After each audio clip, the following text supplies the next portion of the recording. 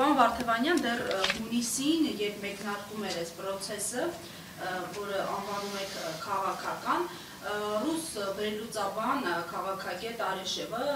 հայտնի աղմկահարույց մի հոդված է հրապարակել, որ այս ձեր մատնանշած process-ը բացառապես արհեստական առիթ է, որպեսզի Հայաստանի իշխանությունները ազգայնացնելու անվան տակ հեծը ուղղակի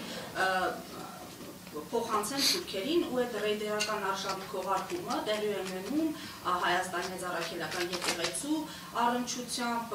եւ Սամվել Կարապետյանի այս եւ այլ գործունեության առնչությամբ տարբեր process-ներով ավելին Արեշևը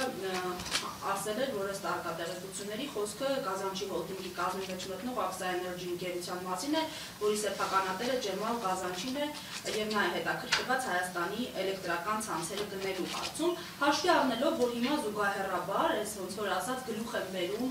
process, որ հավանական ավարտ կունենա այն է լիցենզիայից զրկելը էլեկտրական ցանցերի, ամենայն դեպս նման կասկածներ ունեն իշխանությունները, ասում են այո, հավանական է, որ կզրկվի, հնարավոր համարում եք, որ այս process-ի ավարտից հետո Կարապետյանը ի վերջո հայտնվի ազատության մեջ, այսինքն եթե հասնեն, այսպես ասած, նպատակին, ու Կարապետյանն ազատ արձակվի, շնորհակալություն։ Եկեք սկզբից մի հանգամանք նշեմ, գործընկերներս ըստ անհրաժեշտության կշարունակեն։ Կարծում եմ միջազգային փորձի ուսումնասիրման պայմաններում հնարավոր է հստակ արձանագրել, որ Սամվել Կարապետյանը միջազգային համբավ ճանաչում ունեցող գործարարներից միակն է, որի վերաբերյալ նույն օրը, իսկ այս դեպքում 25 թվականի նոյեմբերի 17-ին, միաժամանակ քննության է առնվելու իր անձնական ազատության իրավունքի, հերթական ապօրինության պահպանման, թե ի վերջո դադարեցման հարցը, եւ միաժամանակ նույն օրը իր սեփականության իրավունքի վերաբերյալ հարցը։ Պատկերացնում եք նույն նոյեմբերի 17-ին, նույն ժամին 10:00-ին մի կողմից հակակոռուպցիոն դատարան, մյուս կողմից հանրային ծառայությունները կարգավորող հանձնաժողով։ Դուք սենց դեպք լսել եք գործընկերներ։ Սիմվոլիզմ է։ Նույն օրը, նույն ժամին երկու հիմնարար իրավունքներ, իդեպ, եթե գնում ենք դեպի իրավունքի, պետության, տեսության ակունքներ, հիմնարար իրավունքները մեկը անձնական ազատությունն է, մյուսը սեփականության իրավունքը։ Իդեպ այս երկու իրավունքներ են, որ օրինակ ԱՄՆ-ում որևէ սպառնալիքի դեպքում կարողանում ես ընդհուպ մինչև մահ պատճառելով պաշտպանես։ ԱՄՆ-ի մշակույթը այդպիսինն է, դրա համար նաև զենքի հետ կապված այդ աստիճան թույլատրելի է։ Նույն օրը, նույն ժամը։ Բայց մի կարևոր հանգամանք նշեմ, թե ինչ նպատակներ զուգահեռաբար ունեն օրվա իշխանությունները, որտեղ քաղաքական հետապնդումը իհարկե ճյուղավորումներ ունենում է։ Քաղաքական հետապնդումը իր մեջ ունի լատենտային բաղադրիչներ եւ իր մեջ ունի ակնհայտ բաղադրիչներ։ Բնական է։ Սամվել Կարապետյանին 2025 թվականի հունիսի 17-ից հետապնդում են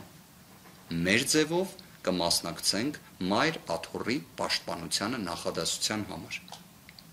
Սամվել Կարապետյանին հետապնդում են այն պայմաններում, որ հենց հունիսի 17-ին վերջինս գտնվում էր Երևանում իր հոր 40-ին հաջորդած օրվա դրությամբ։ Սա մարդասիրության, մարդկայնության, հայկական, հայավարի արժեքների տեսանկյունից է, սա դրա իսպար բացակայությունն է։ Նոյեմբերի 17-ին